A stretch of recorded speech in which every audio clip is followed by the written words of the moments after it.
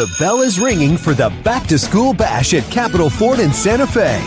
Don't be late to add up big factory incentives combined with final dealer subtractions on current inventory. Get back to school savings in a new 25 Ford F-150 STX. Buy for $699 a month plus 4.9% APR financing for 72 months. Or a new 25 Ford Bronco Sport. Lease for just $399 a month. It all adds up to a great time to buy during the Back to School Bash at Capital Ford in Santa Fe.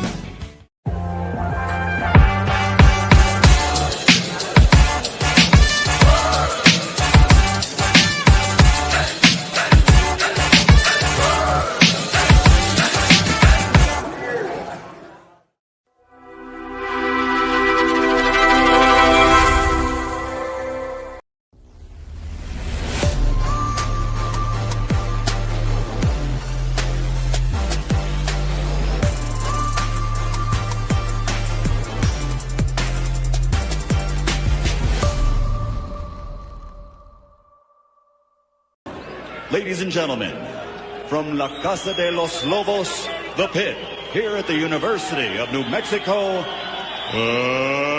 let's get ready to rumble!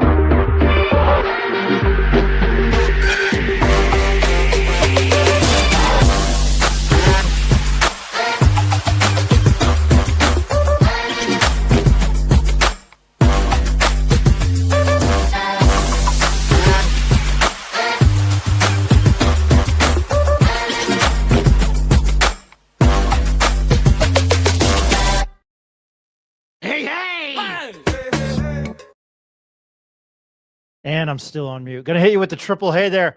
How's everybody doing? I know it's been a hot minute since we've done, or at least I've done a live show. I'm sure everybody has missed me. My name is Ryan Tamori. Welcome to the Pit Press. I've tried to do a show Wednesday. I got back Tuesday night. It was just too much. I do have a day job. So needed to get back at that. But we definitely felt we needed to do a show today. Feel free to chime in. I was in Ann Arbor. If you were there, hey, feel free to chime in on X, YouTube, Twitter, or excuse me, it is Twitter, X, YouTube, Facebook. More than happy to read your comments. And I definitely am going to regret this. We do have a landline now. Oh, not a landline, but we've got a number. 505-645-5621. Call or text. I'm not going to take calls now. I got to get to bets, but feel free to chime in during football season now. And then I'm going to Pasadena next week because LA is my favorite city. That's sarcasm.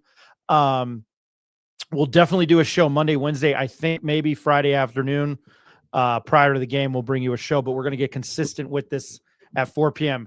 Kurt Roth, I didn't get a hold of him today. He will be a huge staple of this show starting next week. So looking forward to that. Feel free to chime in. Tell me you love the show. Tell me you miss Ed. Tell me you miss Nick.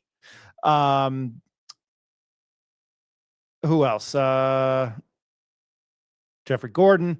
Hoping to get, plethora of guests starting next week and then some usual suspects. Ned James every Monday. Miss talking to Ned. Just some house cleaning real quick today coming up right here because he's got to get elsewhere. We're back with the betting segment. You bet your ass. I don't know. I didn't even call it that. And I need to get our clip from the 1990 Stone movie featuring Brian Bosworth, Stone Cold. I forgot to cut it today. I'll explain that later. That was out of context. Very quickly, the Pit Press Plus, your all access pass to the Heart and the Hustle of the University of New Mexico Athletic Department. With a monthly or yearly subscription, you'll unlock behind the scenes stories you won't hear anywhere else. Whether you're a diehard fan, a stats junkie, or just here for the spicy locker room gossip, the Pit Press Plus has something for you. Subscribe today. Support local journalism. Support Will Weber, who's joining us at 4:30. I forgot to mention that. From the Santa Fe, New Mexican. We'll talk a little Lobo football. Sean Ryder, Jeff Grammer over at the Journal. And remember, real Lobos don't settle for the sidelines. I believe it's down to $1.99 a month. All Lobo, no filter. Go to the pitpressnm.com. Stay in the loop with Lobo Sports. Follow the Pit Press for exclusive updates, interviews, and behind-the-scenes content. Find us on Instagram, X, and Facebook at the Pit Press NM. If you're probably watching us on Twitter, you know that. And we're on TikTok, and soon I believe we can go live on TikTok at the Pit Press. Again, Will Weber at 4:30.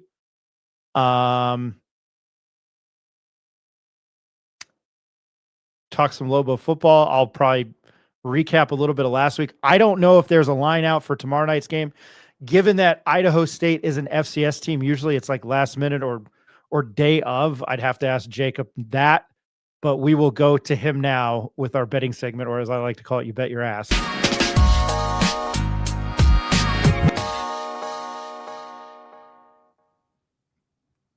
All right. Very happy to have my buddy Jacob Neff. You can follow him at NM Sports Capper.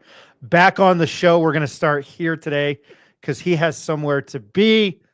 Neff, man, how's it doing? How's it going? Thanks for joining us again. Yeah, no problem, man. Great. Glad football season's back. We got a little glimpse of it last night as a Cowboys fan. Not the result I wanted to see, but I thought they played decent compared to what I thought could potentially be the outcome of that game. But yeah, really excited to be back. Really glad to talk about, the betting segment, keep track of our records, hopefully provide some winners for the listeners. We will keep track of it. And we did last year. We just strictly did college bets. This year, I definitely want to chime in on the NFL, and Neff is kind of a UFC guru. We will start with the NFL because of tonight's game, which is about 2.5 hours. And I will start there. And I've already taken this because the Chiefs, the last couple years, play this way where they're not flashy. It's not over. You like Chargers and Chiefs under 47. Why? Yeah, I like, first of all, it's week 1 of the NFL. As you could see last night, it just takes a little bit of a hiccup for something to go wrong. That game was pacing to fly way over. I mean, you had 41 points at halftime, and then you get 3 points in the second half. It's week 1. Some of these teams aren't meshed as well as they should be. They didn't play a lot in preseason. And this is another division game. Just like last night, that was a division game. It got pretty tight in the second half. I expect this game to be more defensively contested from the Chargers and the Chiefs. But if we look at kind of how the Chiefs have fared over the last, just even the last year, they have ran the ball a little more. It's not as much dynamic playmaking. It's more possessing the ball and methodically driving it down the field. And then you have Harbaugh in this one, and we all know what Harbaugh likes to do. He loves to run. And they have a couple of new toys to play with in the backfield with Najee Harris and Omarion Hampton. So I would say, this one's probably not going to be as dynamic scoring in the first half. I think that 47.5 points is a lot. If you go back to last year, I think the game that they played last year ended 13-12 in the last game that they played. But another factor in this one is they're playing in Brazil, and that's going to have a little bit of a elevation standpoint to it. So something to pay attention to when you're betting this game is if you have the under from the start of the game, it's also important to see what the second half looks like, because I'm assuming these teams are going to be tired. You're dealing with teams that don't usually have to deal with high elevation when they play. So especially in the first game of the season. So for me, it's a total under move for this. I like the under tonight too. It's one of those weird things where, and I probably sound like I haven't lost a lot of money since I started betting in the last 4 or 5 years, but I think it's a weird way, and you can correct me, man. And I would tell you this in person with as much shit as we've watched together, and have had real heaters, and then we've been ice cold. But I think taking the points and taking to the Chargers to cover and the Kansas City money line, I would normally never say that. I don't know if I sound crazy, but if it's at like 3.5, I would take. And I know I saw you could pay a little bit more, like the juice was higher, but to pay, I think to bet Los Angeles at plus 3.5 and still take Chiefs money line isn't the worst thing in the world. I don't know if I sound like I'm contradicting myself. Yeah, no, I mean, for me, it's not I'm not one of those bettors that likes to try and middle things like that. For me, I'd take a stance at either way, but no matter which way you like it, the Chiefs are like minus 165 on a money line. And if you have to buy the Chargers up to get a hook at 3.5, you're probably going to be paying like minus 140, minus 145. So realistically, it's just a $20 difference there. For me, if you're paying that much juice, I would probably choose one side or the other, and just whatever side you really trust in. I would go with that, and whatever you were going to play on both sides, I would just take that bet specifically, whatever way you feel the most, whatever way you're looking at or whatever you feel most confident in. It's the first week of the NFL. It's a division game, and we saw it last night. A lot of people right off the bat assume the Cowboys are going to get blown out, losing one of their best players, so on and so forth. That's just something that, people look at, but it's a division game. It's tough. You know what I mean? So this is the same thing. I would say taking the 3.5 is probably the bet that I would take over the money line in that situation. I know I would never say, I've never done that. I mean, I've hedged a little bit, but I thought about that, man. I've never said that in my entire life. I just think it's the way the Chiefs played close games last year, but I wouldn't actually do that. I was just throwing that out there. I think it's going to be a close game regardless, right? You're going to have a close game that you're dealing with regardless here. The Chargers play in a lot of close games too, just because of the way that their offenses ran, right? The way their offenses ran is they control the possession, and even their wide receivers are possession type wide receivers outside of Quentin Johnson. They have Keenan Allen and Ladd McConkey that are probably going to be the main targets on their team. Those guys aren't going to, blow by you by any means, or usually aren't. McConkey's more of a possessive receiver, and so is Keenan Allen. And then those running backs, you got to expect that you're going to get a lot of, running with Harbaugh's teams in general.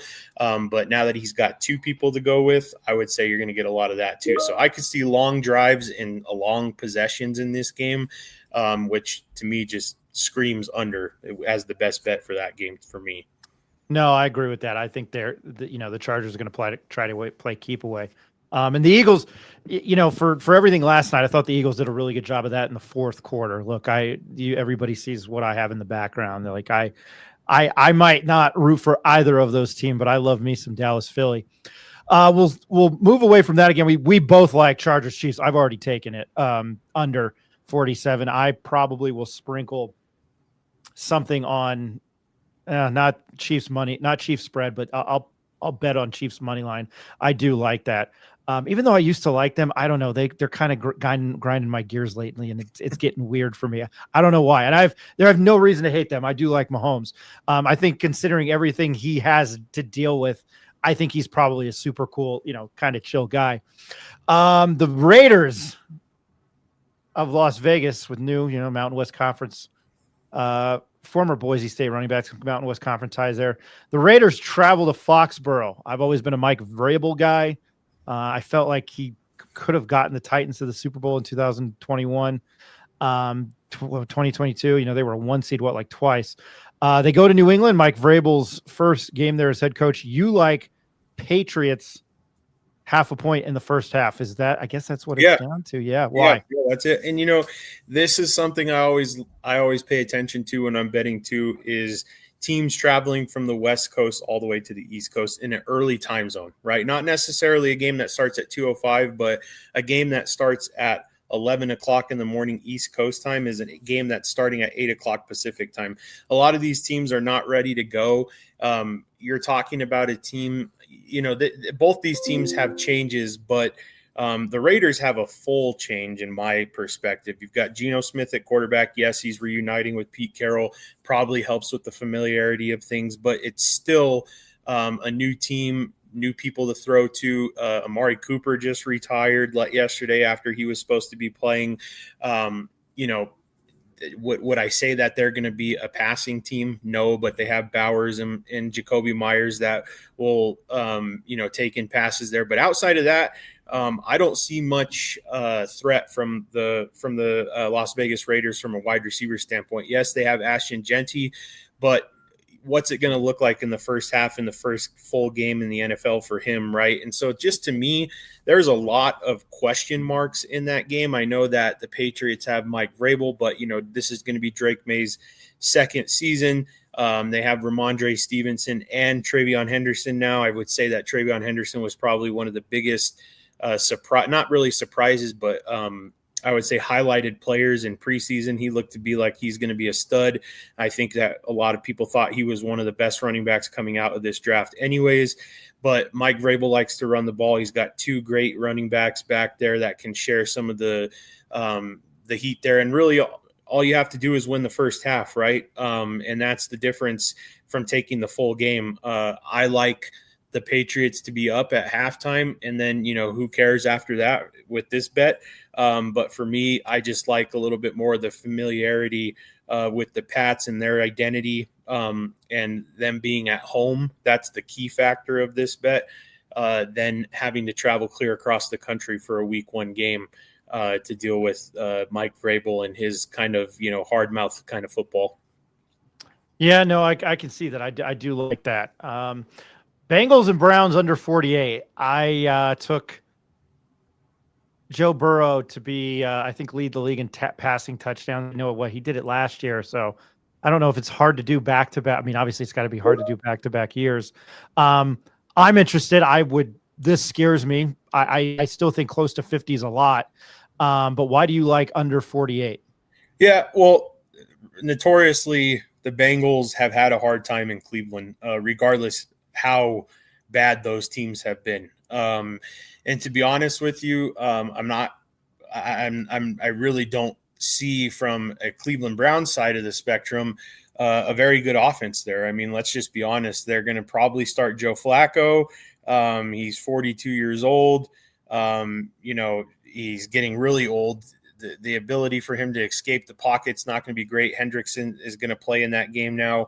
And when you look at the running game, which is something that Cleveland has had in past years, which with Nick Chubb, their identity from a running game perspective is completely mysterious right now. They're going to run with Jerome Ford, maybe Dylan Sampson from Tennessee.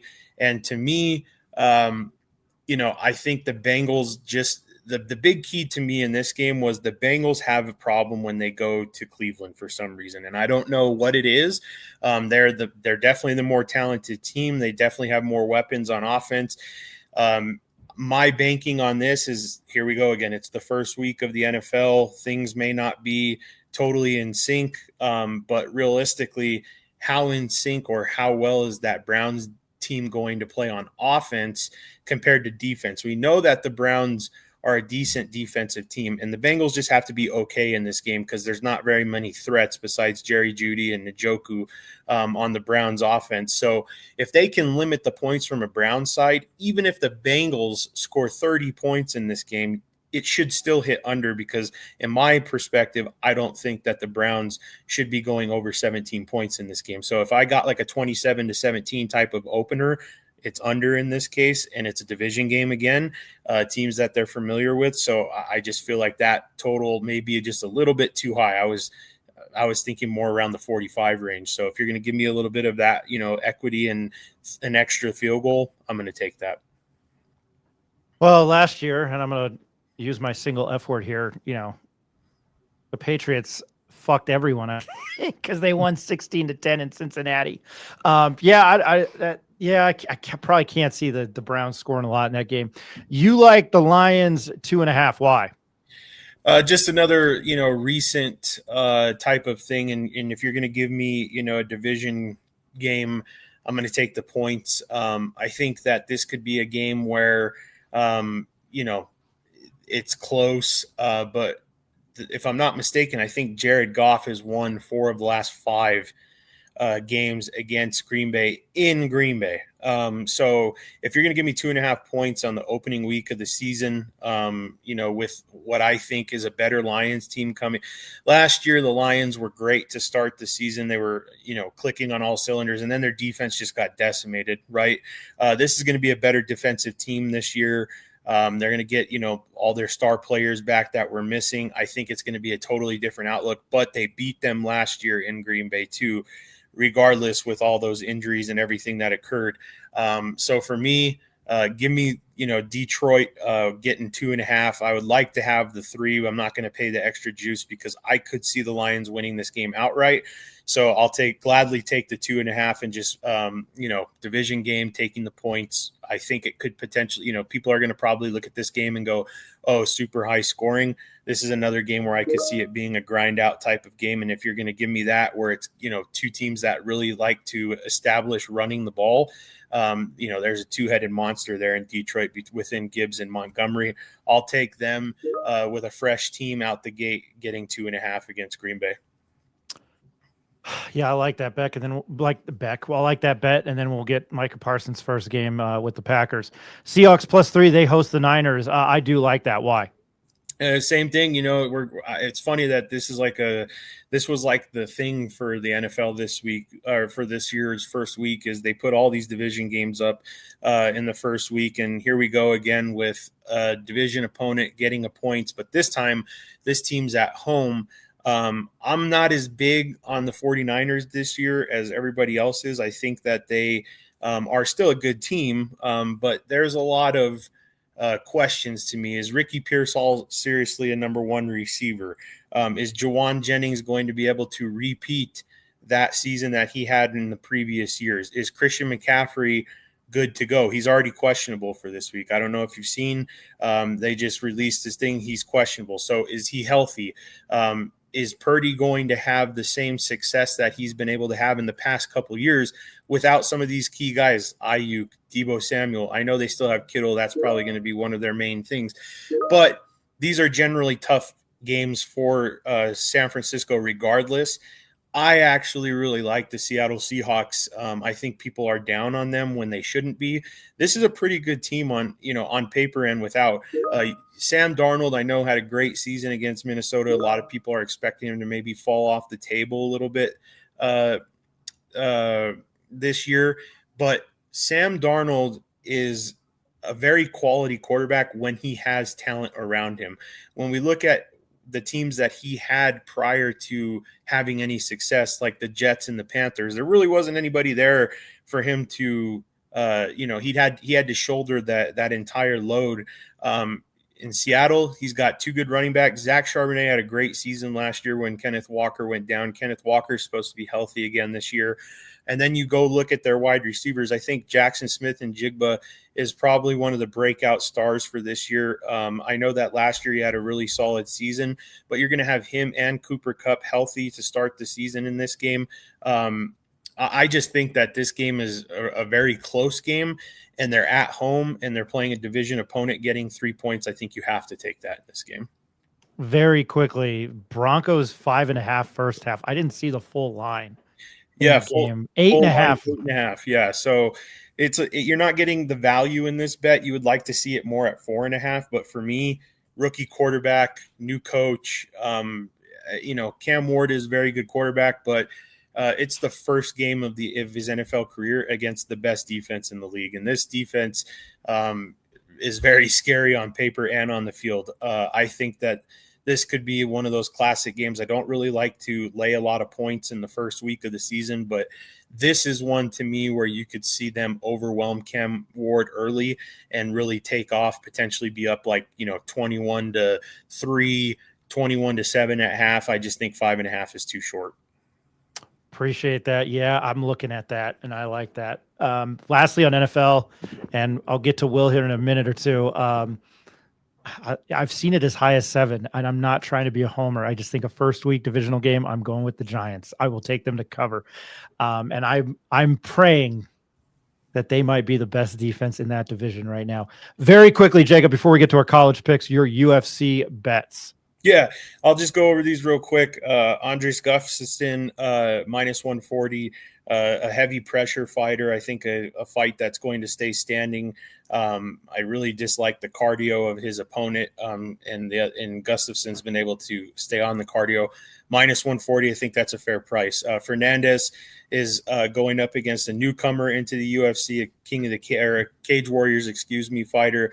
I think he's going to outlast him at minus 165. I think that's a very fair price. I was expecting this to be more closer to minus 225, minus 235. So I think you're getting value there. And then Mason Jones, another guy that I'm pretty high on in the UFC. I know that he's fighting another talented prospect in Oki, but at minus 135, I think that he's got the better all-around game. I think he'll be able to grind it out. I'm not sure if he'll finish the fight, but at minus 135, I think those are pretty good odds. I was expecting minus 160, so I could go deeper into these. I know we've got to move forward, but that's what I like from the UFC perspective. This is something I'd like to do every Friday. It's just a UFC fight night tomorrow night, right? Yes. Yeah. Okay. I'll post these again, tweet them out, man. But I want to get into, obviously what we kind of got pretty hot last year at the beginning of the year, college football bets. And I will start with you. Actually I'll start with this game. You and I both like Oregon State minus 3.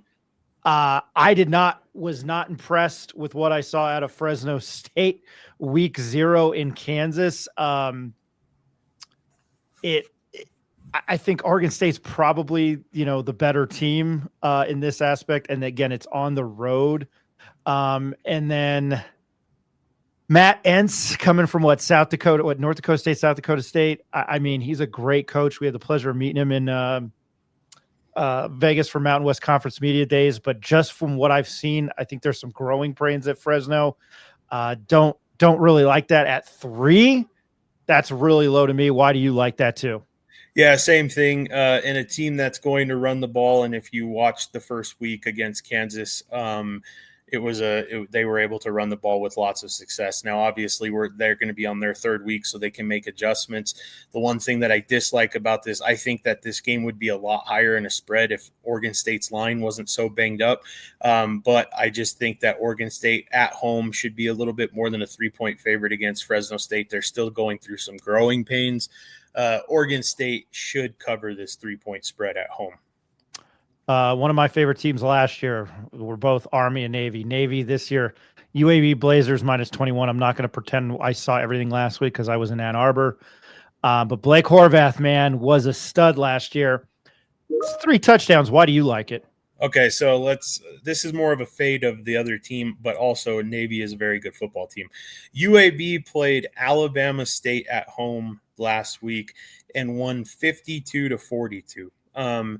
That, to me, giving up 42 points to Alabama State, that means Navy could pick the number. They couldn't stop anything against Alabama State. Navy's going to have their way with them. At home, only giving up 3 touchdowns. I could see UAB getting trounced in this game. And when you get to a team like Navy, as soon as they get a heavy lead, they just continue to run the ball and they drain so much of the clock. It's going to be a lower possession game. And I wasn't impressed with UAB's offense, even though they scored 52 points. It was against Alabama State. There was no pushback there. So for me, I think this game's too low.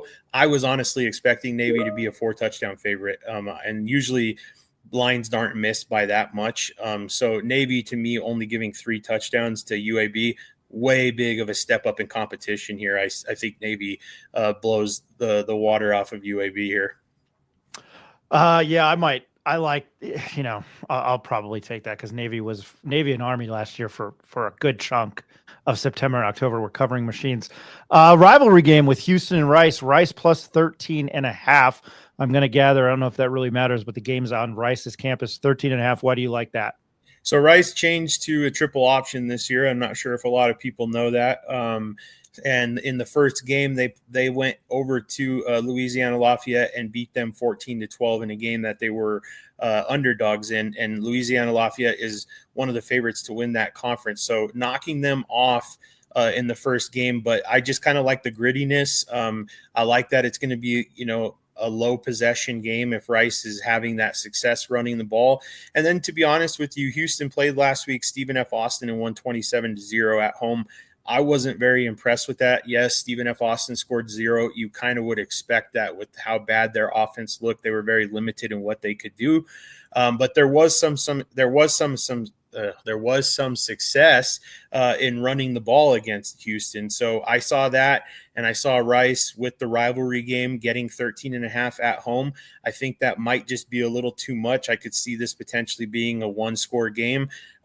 I would even potentially sprinkle a little bit of money line on Rice, just if you're feeling like you might be able, if you got a little bit of an extra bankroll. That's a game that I feel like, Rice could potentially win. So I saw 13.5, thought it was way too much. When you sent me FIU and Penn State, I know why you're taking FIU, because you're not high on Drew Aller. I'm going to take a guess. Why FIU plus 42.5? Well, yeah, I'm not too high on Drew Aller. I do really think that Penn State is a very good football team, but I really do like their running game. For me, it's just what Penn State did in the first week, beating Nevada 46-11 at home. Do I think that FIU is that much worse than Nevada? No, I don't. And if Nevada can put up 10 points, that might be all you need in a game like this. Penn State's not really a team that, is like Alabama when they play teams, back when Nick Saban was playing, UL Monroe or whatever, they would just run up the score to 73-0, whatever the case is. Penn State kind of let off the brakes last week when they were playing Nevada. Obviously, it's early in the season. There's no need to play these guys once you get a huge lead. I think 42 points is a lot of points here. I'll gladly take the 42 points and start at 42-0 and just pray to God that FIU could get to 10 in this game. I think that's literally all you need. So if Nevada could do it, and I think I'm not very high on Nevada this year from a Mountain West perspective or just as a team in general, I think maybe FIU could do it. And at that point, just put some points on the board and I should cover. So 42 for FIU, I'll take that. I'm on mute again. All right. Oregon State -3, Navy -21, Rice plus 13.5, FIU plus 42.5. Those are Neff's. Mine very quickly. We both like Oregon State -3. I'm going to my roots. Rutgers played 0 defense against Ohio. 45.5 is the over against Miami of Ohio. If you're going to do that against the mid-major, I'm going to take that all day. It was 34-31 last week on Friday night. The border war is back. I'm all about Jaden Daniel. I know it's on the road. It's in Columbia. Give me +6. And then in the battle for the Cy-Hawk Trophy, I'm all about Rocco Becht. I love that team. What they did against Kansas State down the stretch. That 5-way team, the teams like Iowa State, Arizona State, Utah, Texas Tech. I still think the jury's out on them in the NIL. I think when you've got a good quarterback like that, the game is in Ames. I will take that. Last year's game was awesome. Iowa State came back and won in Iowa City. But those are the 4 games I like. And then I would have to say Neff and I probably both, bang for your buck is Oregon State -3. Neff, I know you've got to get going. I don't want to keep my next guest on hold. We'll tweet these out, but I'm glad we were able to kick it off next week. We'll definitely have more time. Thanks for joining, man. Absolutely, man. Thanks for having me back. Appreciate it. Have a good weekend, guys. Will do. All right. Now, I think I made him wait 10 minutes, so he's probably pissed.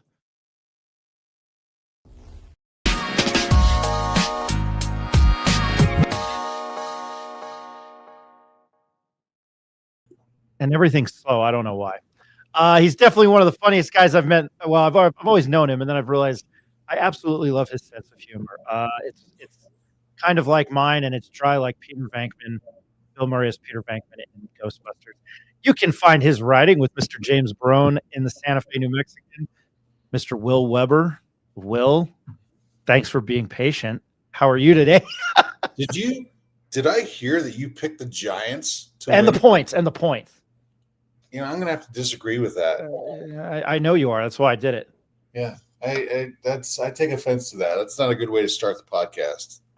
We're live, so it's I can't go and edit anything. I like Jaden Daniels, man, but I think I hope there is no sophomore slump. That's my I think that's what's going to happen. And plus, their schedule is just brutal because they're crossover with the NFC. They play the AFC West, so there's 3 playoff teams right off the bat, and they have the NFC North, which is another 3 playoff teams. Plus, you're in one of the toughest divisions to begin with. It's going to be rough, but I'll still root for them.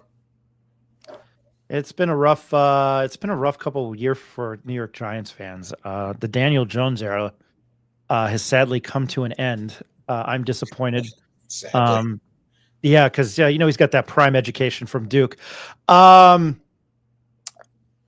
don't know where to start. I guess since we started with the NFL, who do you like this year?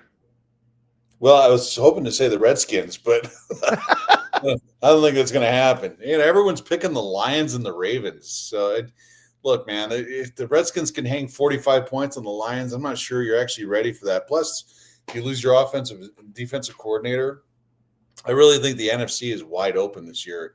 AFC, it's anyone's guess, man. It's the Bills, the Ravens. I think the Bengals are actually going to be pretty good because you look at Joe Burrow had what could have been an MVP type season for a team that was just god awful on defense last year. If they could play any kind of defense, I think the Bengals could come out of nowhere and do some things.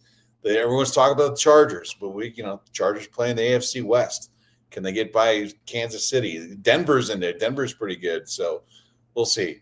All I can tell you is that I'm not a fantasy football guy. I don't like playing fantasy football because it makes you root for players who don't wear your favorite laundry. I've never done that. And so the NFL to me is all about these guys. I watch the Skins every weekend and ride till I die. Been a lot of dying lately. A lot of dying the last 30 years. A lot of dying since 91. I've done fantasy football. I've never taken a Cowboy, and I don't think I've ever played a Cowboy. My hatred used to run that deep. I have bet on the Cowboys, and they have been profitable for me. So, that's a different ball game. And I have bet against the Giants. So, it's, I think, with money in that way. I really like Joe Burrow. I think, I hope that they can get over the hump. My buddy Troy Revis is from Maryland and a big Ravens fan, and he hosts the Ravens fan group in Albuquerque at Spectators on the East Side, and the most hated team isn't Cleveland. It's the Bengals, and he mocks them celebrating their 2 AFC titles or now 3 AFC titles. But anyway, you didn't go to Michigan, did you? You were gonna go, and then I did not go. Portales came a call. I'm not rubbing it in. Yeah, no, I don't know if you know this, but I work for a newspaper, so we don't have kind of funding that some of these other places have. Yeah, that's an expensive road trip, but I think it's just like anything else. They have to show a body of work that justifies that kind of expense. But look, I like anyone else. I watched the game here at home, and it was impressive. They did play well. And what I loved is the weekly press conference from Jason Eck when he said he's never been congratulated that much for a 17-point loss. I was like, yeah, you know what? Welcome to New Mexico, man. Where 17-point loss is enough to get more. Look, they might actually have an influx of people showing up tomorrow just because they only lost by 17. That's how bad it is. And I purposely asked you to come on today because you've been around the program a while, and you and I talked. I'm going off the rails here. You and I talked in Cleveland, and my mom, who I reference a lot on this show, which I probably shouldn't, but she's cool as shit, and she watches college football. We were talking about it because she didn't want to go to Michigan. She would have rather have gone to Columbus. And until you're actually there, and like you and I as sports guys, you understand how you thought you knew that Ohio State and Michigan and Ohio State had hated each other. You actually have to go there. They absolutely despise each other. It just ran deeper than I thought. because I knew they told people to take off UNM stuff in Ann Arbor because it was Ohio State. I mean, blew my mind. But her and I were talking because I was like, I went to see Michigan State play on Friday night, and when the band came out, I was in heaven, and I was a fan for that game. But we were just talking quickly about the game tomorrow because she was asking me questions, and I was like, I mentioned you. I was like, well, friend Will at Santa Fe, New Mexican. We kind of had a conversation about like the basketball program and how it's the tradition. Its tradition is like being traditionalist. I don't know if that makes sense. I thought we maybe have that conversation, or maybe I made it up in my mind because I've lost it. It's gone bye-bye. But I mean, that where I'm going with this is that's kind of the wave with this football program. But at the same time, look, I've had run-ins with the head coach, and I've had a lot of animosity towards this program, and it's pretty much gone since Fernando Lovo and Jason Eck have been hired. I really like him. But I thought after it was 17-0, and I know this, I can't believe we're having this conversation. I mean, it was essentially almost a 17-17 ball game. And I think if not for like 2 runs, it might have been like 20. I'm not trying to, discredit Michigan because they got 5-star recruits out their ass. But realistically, like it was almost like a 20. I hope nobody from Michigan's watching, but I just felt like it was like a 2017 ball game from that point on. I don't know how you felt about that. If I asked a question there, or if you just want to piggyback with my incoherent there. Yeah, the point of my story that I wrote for the following day was it was 17-0, and then for 6 minutes and 22 seconds, that was New Mexico's game because that's when they went on that long drive to score their first points.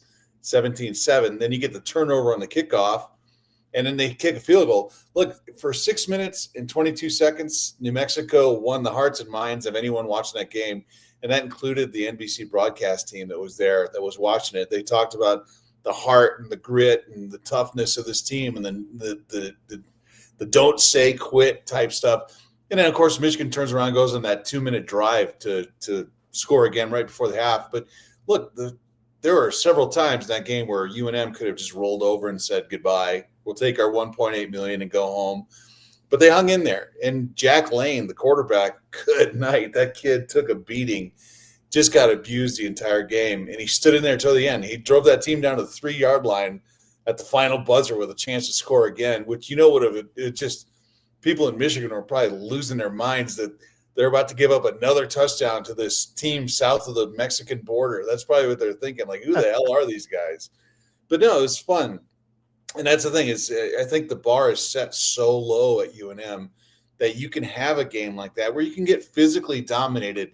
And yet, you got to look, if you watch the game if you take your cherry and silver sunglasses off and watch the game objectively, UNM stayed in there by running a couple of gimmick plays that catch you off guard. And that's what teams who are overmatched physically and talent-wise have to do to stay in the games. The trick play to score the 1 touchdown, the one play where the entire offensive line froze and Michigan's entire front runs through and they have a wide open screen with big, heavy blockers.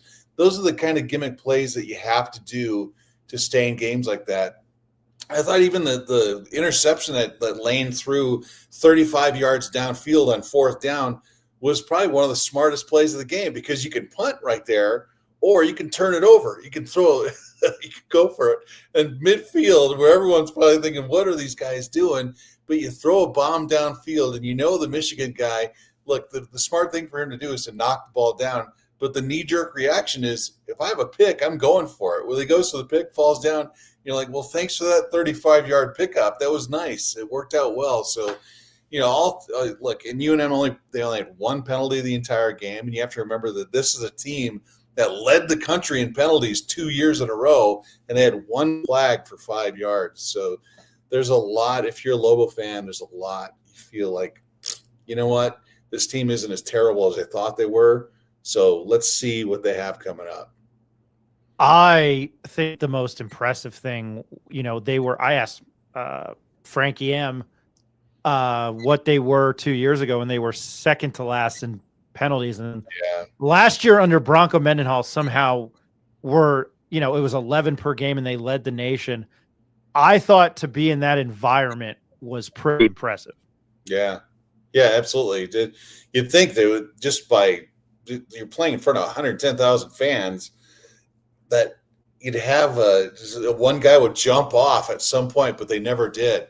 They played pretty disciplined, and there's 75 new guys, a brand new coaching staff, and they played like a team that's been together for a long, long time. Now, look, all that said, I think tomorrow is a tough situation for them because you have Idaho State, a team that you should beat. I know they're, I think, a 14.5-point favorite going into that game. They should win that game comfortably. But if they don't win that game, say 42-17, UNM fans might walk out of there thinking, to hell with it. This team it's all smokescreen. But then again, if you turn around and have a tough game like you had with Montana State last year, an FCS team, and you wind up losing, it destroys every bit of momentum. It's your entire success with connecting with the fans, with connecting with the state and the community is like a house of cards, man. It's like a sandcastle in high tide, where you like one wrong thing could destroy it all. But look, if you win, you're going into a Friday night game against a Big Ten team in the Rose Bowl that looks pretty shaky, that looks pretty vulnerable. And how many times has UNM been at this exact point where they're on the cusp of maybe turning things around?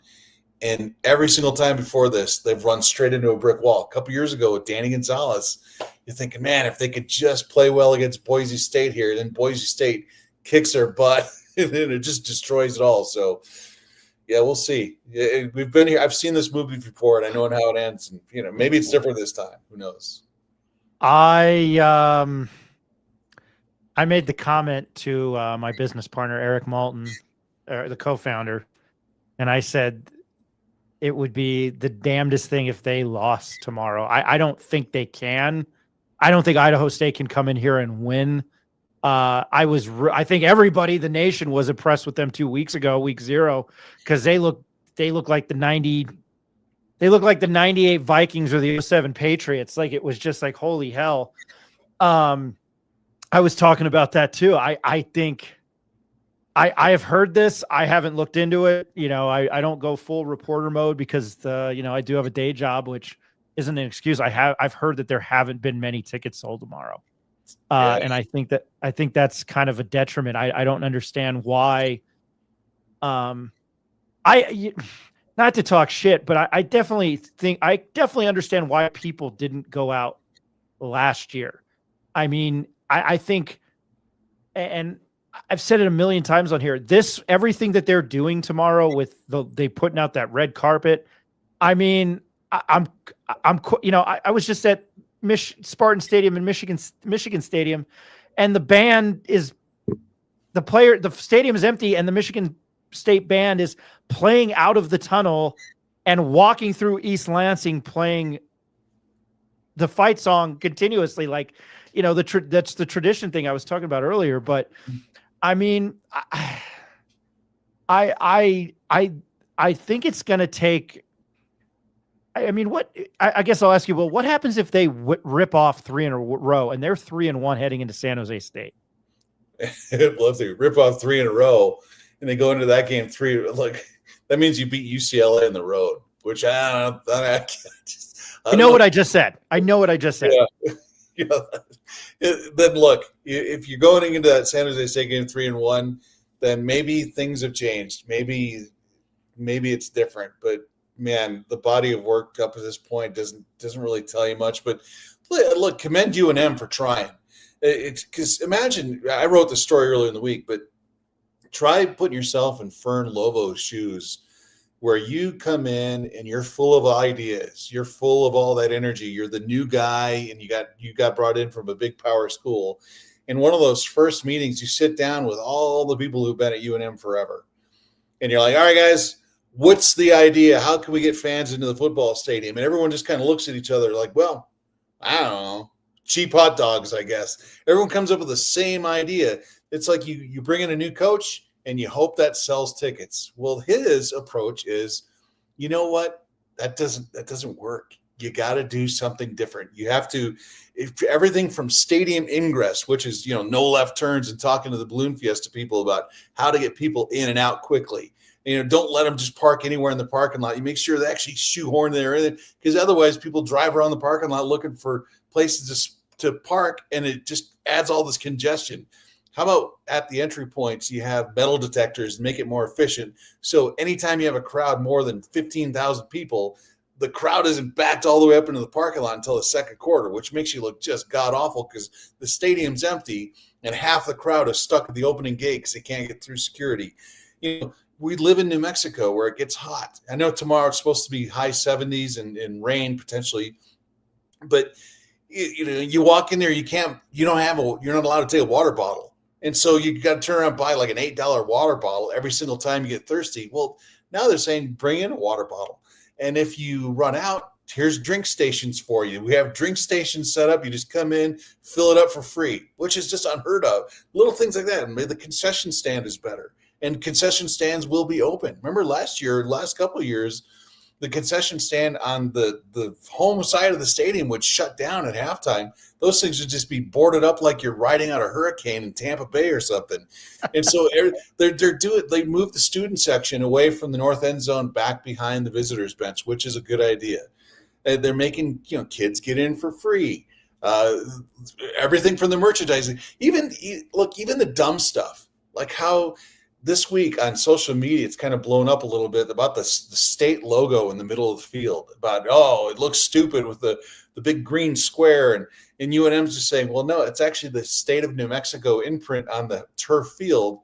But when UNM even get caught in a lie, it puts them in the news cycle, because they got rid of that hydrodynamic profile shot of the Lobo head, and they wanted to put in the shield logo that's always on the helmet. So they ripped the middle part of the turf off from the 40 to the 40, and you put in new grass with the new logo, and all of a sudden you realize, well, goddamn, the new grass is it's a darker color than the turf that's been here before. It's all faded out, let's cut it out in the state of New Mexico. And so on social media, everyone's like, well, it looks stupid. It looks like the state of New Mexico. What a dumb shape New Mexico's in. But it gets people talking. It gets people retweeting stuff or reposting Instagram stuff or TikToks. And so they're out there. They played well against Michigan. Your quarterback took an ass kicking and he's still standing up. You have a new coach who's energetic and talks to his players and makes gimmick little videos. Your football field is weird. They're going to be wearing turquoise uniforms again. They're constantly in the news cycle. And then, oh, by the way, they're catering to the fans, which is exactly what they need to do. Maybe you get 20,000 fans tomorrow, but I think it's probably going to be around that 15, 16,000. And it's that wait and see New Mexico attitude, like always. Yeah, I am. The only thing that I absolutely hate is that fucking shield. I hate that logo. I think it, and I know it's Steve Alford's my guy. I say it here all the time. I hate the shield. Go with the Lobo script. Go with the Zia symbol. I don't care. I don't know. I think I saw on Twitter, like New Mexico State's like, oh, we got to do. I'm like, you guys can do it too. You're in the state of New Mexico. Do it your way. Let UNM do it their way. I'm fine with it. It's a rivalry. Do it. But I like the state. I like the state in it. I just wish it wasn't that damn Sasquatch. I wish it wasn't the damn shield. If you can name that movie, I'd be very happy. But that movie. It's Billy Madison. Yes. That damn Sasquatch. Then you pee in your pants. Consider me Miles Davis. Yeah, I think the state is a cool thing. I know. When I read that and I get that guy that it was all over. Like I follow so many college football things on Instagram and Twitter, and that comment that was like, you have to have a more recognizable state. And I thought, yeah. Do you know what like the most popular show was, like pop culture wise, probably the last 25 years took place in this state? Right. Like it fictional, like how would you not know that? I don't know. I think maybe because this is where I'm being biased and sounding like a homer. I think New Mexico is pretty pretty recognizable, and I won't go political, but we have Mexico in our name. Like, it seems to be a hot political button. I don't know. I think they're doing a lot of things right. I mean, Will, I think I kind of asked you this a month or two ago when we had you on. I know you said Richard Pitino was one of your favorite guys to talk to, but I really like Eck, man. He does do a little bit of the political stuff, but I still think he's a genuine down to earth guy. Yeah, he's got that Midwestern attitude. I love it, and he gets out there. I'll give him credit. It's hard to be the new guy and put yourself out in public the way he does, but he's kind of got that aw shucks personality where he really wants the school to do well. Is he going to stick around forever? Probably not. If he has success, he's going to be gone. But the thing is, you have to embrace these guys while they're here. Just like everyone embraced Danny Gonzalez until the new car smell wore off. People, I think, eventually would have gotten that way with Bronco Mendenhall. But you go through this long laundry list of coaches that they've had, and there's a few guys who really stand out personality-wise that puts him at like a cut above. And so far, he's definitely in that Pitino, the Ray Birmingham level. Like, Ray Birmingham was one of the greatest ambassadors that school has ever had. And I think that's what Jason Eck could do. But look, man, football is just a different animal in this state. It's a hard sell. You're talking ticket. It's cheaper to go to a Lobo football, to go to a college football game than it is to go to a movie. And I know that because I've taken my wife and kids to Flick's Brew House, where it cost me $120 just to go through dinner and a movie, where it's a fraction of that to go to a Lobo football game. And you're watching major college football. I know it's not exactly Penn State against Ohio State, but it's still entertaining. And at the center of it is a guy who he just wants you to be there. He wants you to be a part of it. So, again, we've seen it before, and hopefully it works, because you know what? The people at UNM are really trying hard to market the team the way they have to, and I think they've done a good job so far. Do you feel like the team now I'm going to sound batshit insane, because what Devin Dampier did last Saturday night, those are Heisman numbers. Yeah. And if that sticks, and they are, Kyle Whittingham always has a punch you in the mouth defense. He's one of my favorite coaches. And, with Cam Rising getting hurt, I mean, those were Heisman numbers. But now I forgot what I was going to ask, because I went off on that. I'm excited to watch them this year. Utah. What was I going to ask? It was about last year. I thought Danny did a pretty good job trying to market. I don't think he did what they're doing. I mean, while I've got you, Will, you were there more often than I was. Do you think that this is how would you rate Bronco and Danny compared to this marketing? I mean, Bronco was terrible. Well, yeah, Bronco was awful, because Bronco is just a weird guy. He didn't like the media. He didn't like being in the public. He didn't like being in front of a crowded room full of people. That's just his style. It's his personality. You can tell he's slightly an introvert. He wants to be the guy in the locker room, and that's it. He had no interest in being the guy at the podium. He'll say all the right things, but you can tell at the end of the day, he didn't like it, and he didn't like any of us, and that's fine. You don't have to have a lovey-dovey relationship with the media, and that's fine. Danny Gonzalez, look, he got it. That was a tough thing. He seemed like the perfect hire at the perfect time for that football program, coming off the Bob Davie stuff. And then you get hit right in the teeth by COVID, and the entire team has to leave, and they're sequestered for 7 weeks in Las Vegas. And people seem to forget about how tough it was, because they didn't even they couldn't even lift weights. These guys couldn't do anything, and they survived that season and won 2 games. So you take that first year that Gonzalez went through, and you wipe it off the books. You kind of forget about that one. So really, his first year was the first season after that. So essentially, you're trying to recruit through Zoom. You're trying to recruit without actually seeing any of these guys in person. You're trying to recruit in a state that essentially did not have high school football all through COVID. Most teams only played a 2 or 3 game schedule in the state of New Mexico. So you're seeing a lot of these guys sight unseen. You're not getting any of that stuff done. And Danny wanted to make football a big New Mexico thing. The problem is I always got the impression that he was the only one who wanted it like that. You didn't have the idea people in place at UNM to implement the kind of change that he wanted to have to get the entire community involved. And then maybe at the end of the day, maybe Danny Gonzalez just wasn't a very good X's and O's head coach. Probably a good coordinator, maybe a really good assistant, but it's a different thing when you're a head coach. But now, look, you get rid of Eddie Nunez, and I think Eddie did a fine job as athletic director. I really like Eddie. But you're bringing in Fern Lobo, who's coming in from a really successful, maybe the most profitable athletic program in the entire country. He's young. He's surrounding himself with young people, and they've all got fresh ideas. And it's just like what he said earlier this week. He said, you know what? There's no bad ideas. It's just throw it out there. Let's see what happens. And so they've done that. But it doesn't help you win games, but it does make you look better. So if they could just somehow mesh those two to where this team doesn't suck, to where it doesn't go 3-9, if these guys can somehow, some way approach a 6-6 record, maybe they got something going. But it's so early, man. We can sit here in the middle of December when the transfer portal opens, and 30 or 40 of these guys are going to be gone. No matter how well this team does, they're gone. And so it's just this cycle of repetitiveness that's hopefully pays off in the future. We'll just have to see. I with the transfer portal, I wanted to mention Dorian Thomas because he was, power five.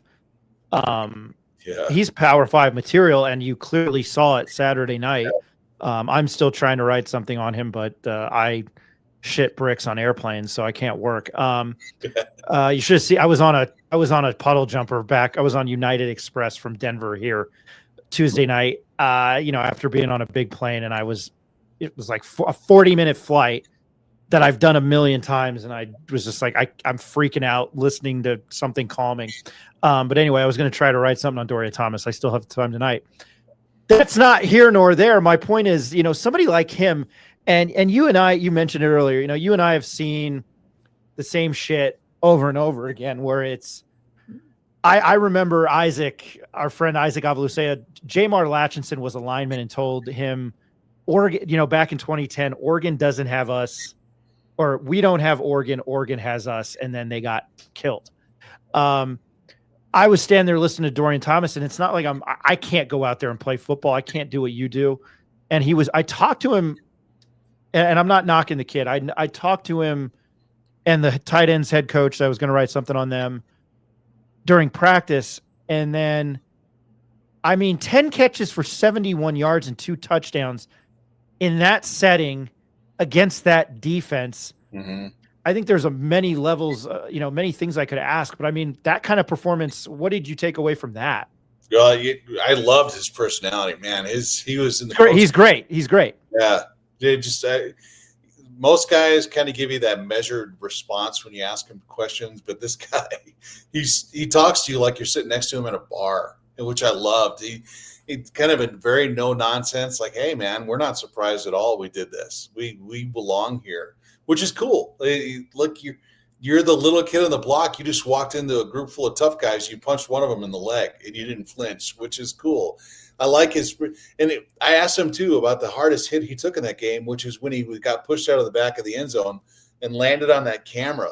Landed on a media guy's camera, came out for one play. It's like, nah, it's nothing, which I thought was, I just love the guy's personality. If you could somehow surround yourself with 10 more guys like that on offense, maybe you got something.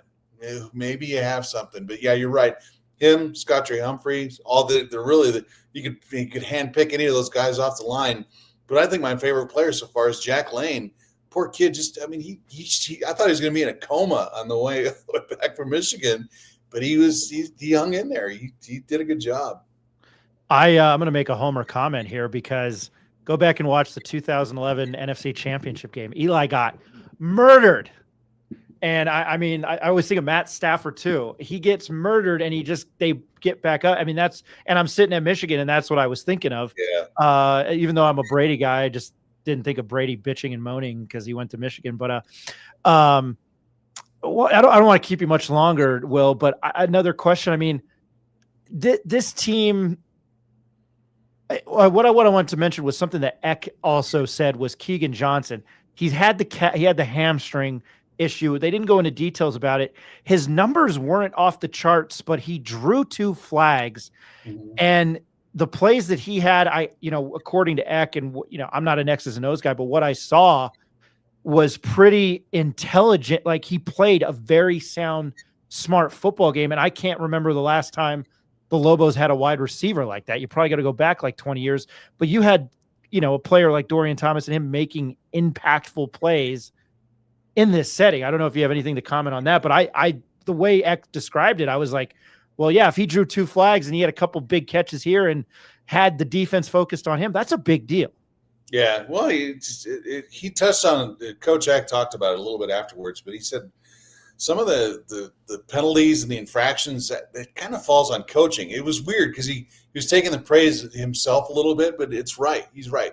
If you can get these guys to play inside the playbook, if you can get them to play inside their heads, they're not going to come unglued. And that team, for the most part, they did a pretty good job. And Michigan was a team that was kind of getting in their face a little bit, pushing their buttons, and they didn't bend to that, which is, it's a bummer they lost. It's a bummer he got pushed around a little bit, but they did not flinch against a really good team. And I'm excited. I'm excited to see how this team does, but at the same time, it's very cautious. You're still facing what I think is probably the hardest schedule, the road schedule that they've ever had in their entire history of that program. They're playing 2 Big Ten teams. You got to go to Boise. You got to go to San Jose. You got to go to Air Force in November. It's going to be a huge challenge for these guys. So right now, it's funny. They're 0-1. They lost by 17 points, and everything's great. But it's wild. But it's Mike Tyson. Everybody's got a plan until you get punched in the mouth. Like, yeah, I remember Mike Loxley's first game. They went to A&M and I think lost 41-6 or 41-0. And then obviously the Oregon game. And then Danny went to A&M and got his teeth spanked. Yeah. Like, other than the Krosky Merritt run, I mean, it felt, I don't know, for 2.5 quarters there, it felt like, had the game been like 17-14 or 17-10 or 24-17, it felt very weird. I mean, and then lastly, Will, I mean, what do you expect out of, I'm going to ask 2 questions. What do you expect out of them tomorrow? And let's push back 3-1, but if they're 2-2 heading into San Jose State, I mean, what's the feeling? So those 2 questions for you. Well, I think tomorrow you'll see a different offense because they're a team that wants to probably run the ball at least 50% of the time. Then it was basically they passed it 75% of the time against Michigan just because you're losing. And anytime they tried to run the ball against that front, it's just not going to work. You can't beat Michigan to the outside, and you're sure as hell not going to run the ball up the middle against Michigan. There's not a team in the Mountain West that can do that. So you have to throw it. You have to come outside your shell a little bit. So that wasn't the UNM offense. Hopefully UNM's fans didn't think, wow, we got to run a gun now. It's not going to be like that. I think you're going to see a lot of Scottrey Humphrey tomorrow. You're going to see him probably carry the ball 20, 25 times. They're going to try to establish a run and push the ball downfield that way. And then just ball control, not make any mistakes, try to keep the defense off the field. But defensively, I like what I saw last week from them. They will pressure the line if they have to. I think they're going to try to put pressure on the Idaho State quarterback. And look, your coach knows all about that team. You've got 7 guys who played against these guys last year. So there's no secrets with Idaho State coming into that one. I think UNM wins. I think they win comfortably. I think it might be one of these things where the game is relatively close until the middle of the second quarter, and then just through sheer attrition, they start pulling away. It'll just be one of those things. I think they could potentially play with UCLA. I know I'm getting way in front of myself, but if you go into, I'm assuming they're going to lose to UCLA and then beat New Mexico State. I think they're just better. They're a better football team than New Mexico State is right now. If you're 2-2 going into the conference season, and San Jose State did not look good in their opener. Take from that what you will, but San Jose State was picked, second or third in the conference? Third. Yeah, so you're right there. You're facing one of the best teams right off the bat, and if you can go in there on the road and punch that team right in the face, who knows what happens. But I've said it all along. I've written about this before, is I think they could potentially win 5 home games this year, and you're going to have to steal one on the road. Who's it going to be? Is it going to be San Jose State? Could be. Could it be someone down the road? But they're going to have to knock someone off on the road to have any shot at a bowl game. And who knows? Maybe it is San Jose State. I don't know. We'll see. My day job, half of our team, I've mentioned this several times, half of our team is here and in Boise. Got to say it properly.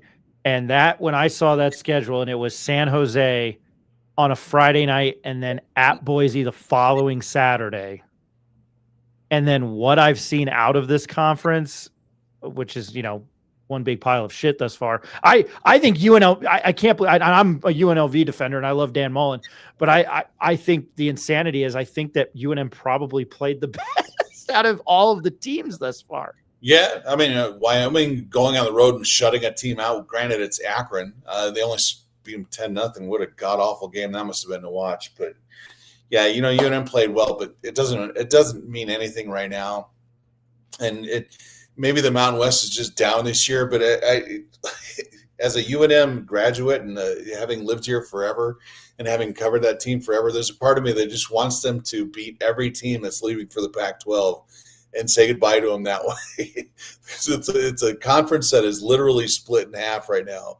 And I'd like to see him beat Utah State. I'd like to see him knock out Fresno. I'd like to see him send Boise packing in their last trip. But yeah, that might be wishful thinking. But for right now, at 0-1, they're probably the most hyped 0-1 team west of the Mississippi at this point.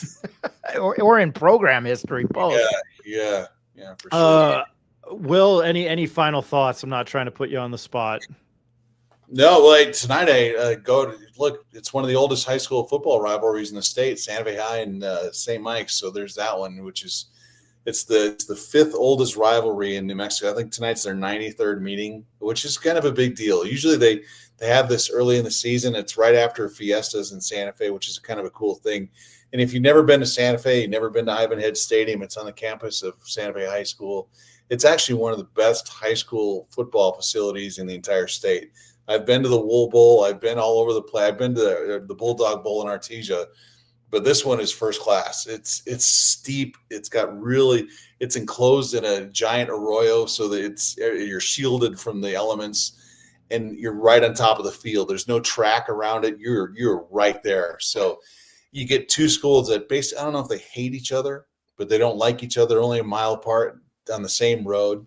So that'll be a fun game. And then your buddy Eric, I know Eric Moulton's a big Capital guy. Capital's playing Espanola. So boy, that's where Eric's going to be tonight. I might have to hit Eric up for some live tweets to see how he's doing. I have, the St. Pius alum you probably met and covered San Juan Mendoza my freshman year. They lost Artesian State and Cole McCamey, but they went to Espanola and he started punting in the third quarter because they were up so much. And I kind of felt bad for Espanola now. I did not know that about Santa Fe High. So you do learn something every day. Yes.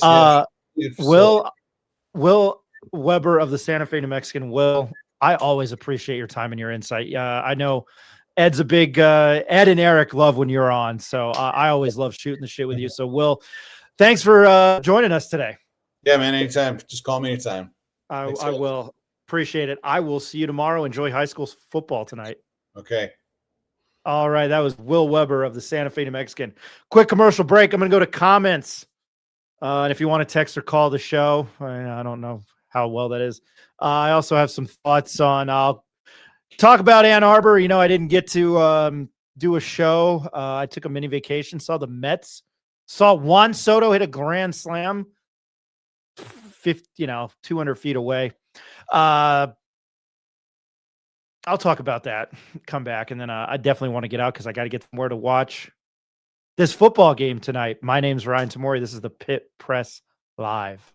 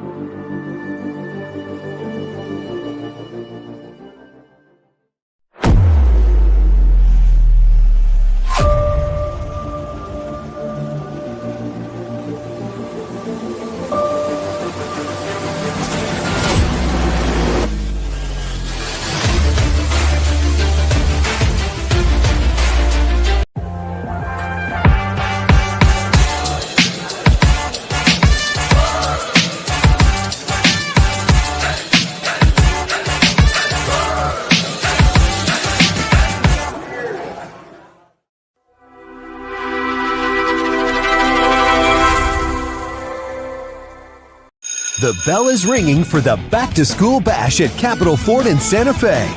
Don't be late to add up big factory incentives combined with final dealer subtractions on current inventory. Get back to school savings in a new 25 Ford F-150 STX. Buy for $699 a month plus 4.9% APR financing for 72 months. Or a new 25 Ford Bronco Sport. Lease for just $399 a month. It all adds up to a great time to buy during the Back to School Bash at Capitol Ford in Santa Fe.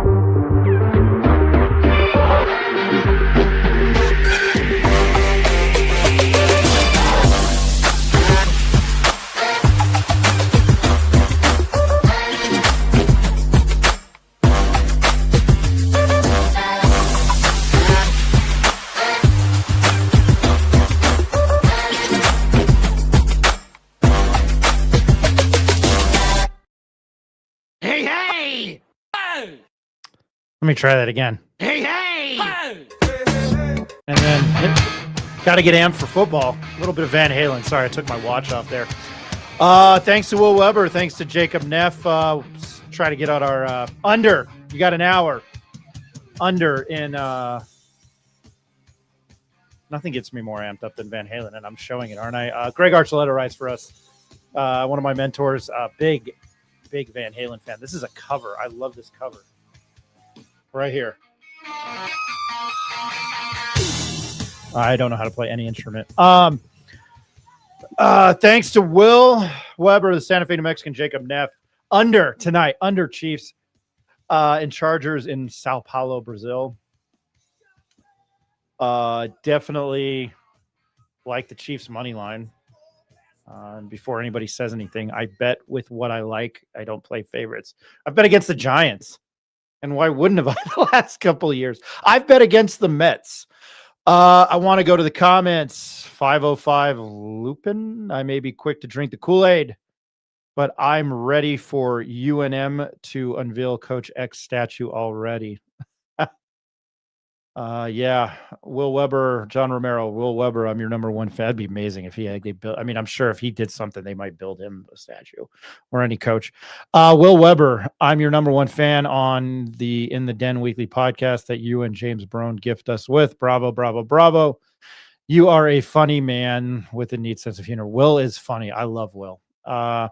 Missed you, Ryan Tamori. Welcome back. That's a first. Ryan went on an absolute heater to not get blown out by Michigan and had to recover from the hangover. I don't drink anymore. Actually, Wednesday was 4 years for me, not having a sip of booze. I don't preach it. I just mention it because if I can do it, anybody else can do it, or anything in your life. That's why I mention it. Hence I sat. If you follow me on any kind of, man, Mark Vientos is on a heater. If you follow me on any kind of socials, I went to Mets and Tigers. That's why I wasn't back. I flew back Tuesday. I was in Detroit majority of the day Tuesday. I didn't have the umph to do a show Wednesday. Again, we're going to incorporate Kurt Roth a lot more. But yeah, so Juan Soto hit a grand slam right in front of me. If you want to follow me and talk shit, at Ryan Tamori on Twitter and Instagram, but I'm sure everybody watching already knows who I am. John Romero again, Jacob and Ryan headed to Sandia Sportsbook after the podcast. My paycheck about to grow faster than weeds in my yard. Yeah, the Pirates just tied the game. Ice, I have to disagree and agree with what he's saying. I'm guessing Will Weber. Next, who's after Will Weber? Laugh my ass off. Ice, Will's a good guy. He just calls it as he sees it. I don't know why people get so mad at that. or upset. I hope UNM wins the Saturday. Star Wars Naomi. Jeez. I got a lot of shit for not being able to read these, and it's true. I can't do it. Come on, UNM. The coach seems to be on. Yes, he does. I know it's after the fact. The game was 6 days ago. The second quarter on, I thought the first that Justice Hayden's run was here we go again. Gonna get blown out. I don't think I've ever been at a game where they were up 10 double digits and the crowd seemed to be kind of mad. What a great atmosphere. The arrogance at Michigan is real. You could cut it with a knife. Just in the air. Probably going there. This has nothing to do with them being UNM. I would love to see Ohio State probably beat them every year. Then again, I haven't gone to Ohio State. I'm sure a lot of people saw in the news that they took offense that UNM's colors were Ohio State's. Look, I know you won a national championship last year, but you were kind of ratchet for a while there, to your standards. Still cool. I enjoyed my time at Michigan State more. When the band came out, it was great. I know there's not that many people watching tonight, but what I would like to say is the difference of culture, and I know it's a Big Ten school. There were probably more students in the student section at Spartan Stadium than the entire crowd of the pit. And I know it's a football arena as opposed to a basketball arena, but I want Albuquerque sports fan to think of that. And they were in the seats ready to go with 45 minutes to an hour to go. It was cool to see. Same thing with Michigan. I was in the press box, shooting the shit. So it is what it is. I am very excited for this game tomorrow. I know I'm a member of the press. I continue to say that, but I'm very excited for this game tomorrow. Idaho State or not Idaho State. Cody Hawkins, Dan Hawkins' son, is the coach. Eck has a lot of praise for them. I mean, if you watch that UNLV game, they came out and it was a shootout. The good, the bad, and the ugly for UNLV in that game.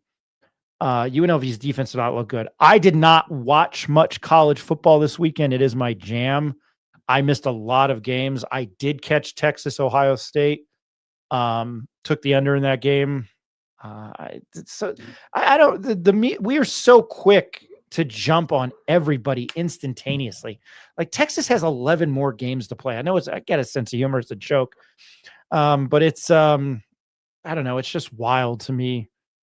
How quickly it's just make fun of Arch and he's like the stepchild.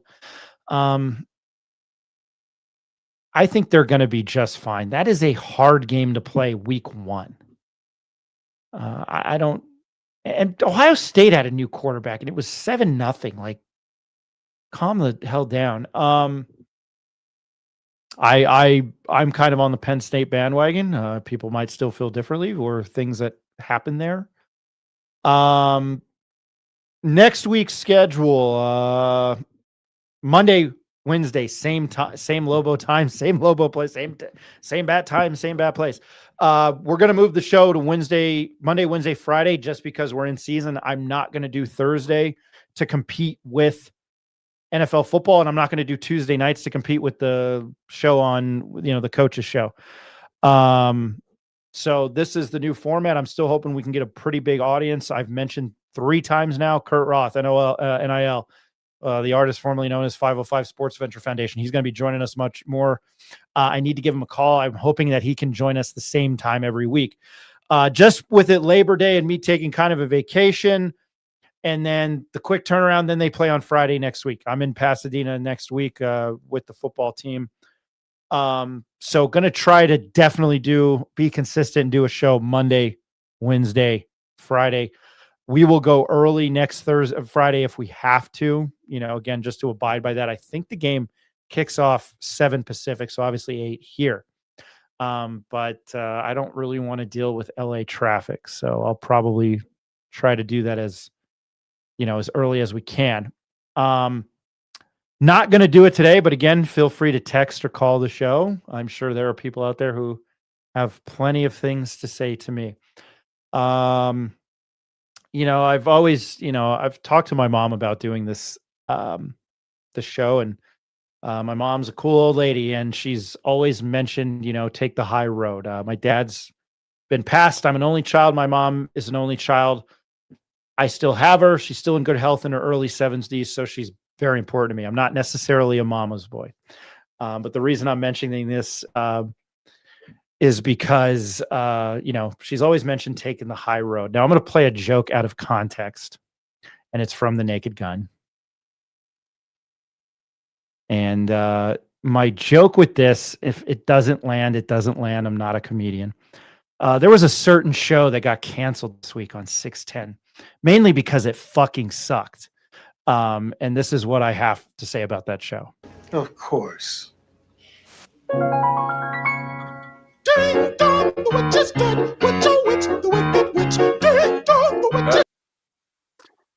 That's how I feel about that. So I know it's kind of out of context a little bit. But yeah, the afternoon show on 610 was canceled, and didn't start this company to berate it, but my time at 610 kind of had me start this show because it was a pay to play position. And I thought, at least with some of my media background, it was a station. And I've mentioned, I've listened to Jim Rome for 21 years. But it's not my job to attack other media in this town. You see the media members we have on, but was not fond of that show. Jeff Symbieta, JJ Buck are friends, not the morning show. Whatever that afternoon show was that I could not believe was on for, I don't know, 4 years with a con man who nobody should believe. I'm just happy to see it off the air. I don't wish anybody get fired at all. But I think karma and what goes around comes around. So I just wanted to address that because since I've started this, I've wanted to be myself. And we might not be the best show, but we definitely want, and I might not be the best host. But we wanted this show to be a place for Lobo fan. I love college football and college basketball, to have a platform to talk about it, because from somebody in the industry, I think the newspaper industry is dying. I think Jeff and Sean can do what they can only do. Will, James, and TV, you're limited. But just to backtrack, that's not a knock on Jeff or JJ. They are friends of mine. It was, as I've repeatedly said, the rat shit on in the afternoon on that show. I've worn out my swear words. Tomorrow, 1:00, UNM and Idaho State University Stadium. Greg Archuleta and I will be there. Nick Nunez, Jeffrey Gordon. We will have coverage of the game tomorrow. The show will be back Monday at 4:00. Hopefully, Ned James, see who else I can get on to recap Idaho State. Look forward to UCLA. We'll have a show Wednesday. Again, try to keep Kurt Roth in because I want to have him on and, shoot the you-know-what with him. And then Friday from Pasadena. Have coverage there. I will be there, and then I'll be back for a couple weeks, and then on the road again, and then 3 weeks. New Mexico State on the 27th. So, for everybody that watched, much appreciated. Those who chime in, the usual suspects: Eric Moulton, Nick Nunez, Jacob Neff, under in the game tonight. Chiefs Chargers under 47, whatever you can get it at, maybe 47.5, 48. Said Jacob Neff. Ed Nunez is down in silver. Yeah, keep a lookout. Visit the Pit Press NM. Visit our socials, Instagram, X, Facebook, the Pit Press NM, and then we're on TikTok at the Pit Press. Everybody enjoy the weekend. I know it's not as hot, so I guess maybe stay cool. I'm hot, but I'm cool. Inside joke. Again, appreciate to Jacob Neff, Will Weber. My name is Ryan Tamori. This is the Pit Press Live. Everybody have a good weekend and don't do what I would do.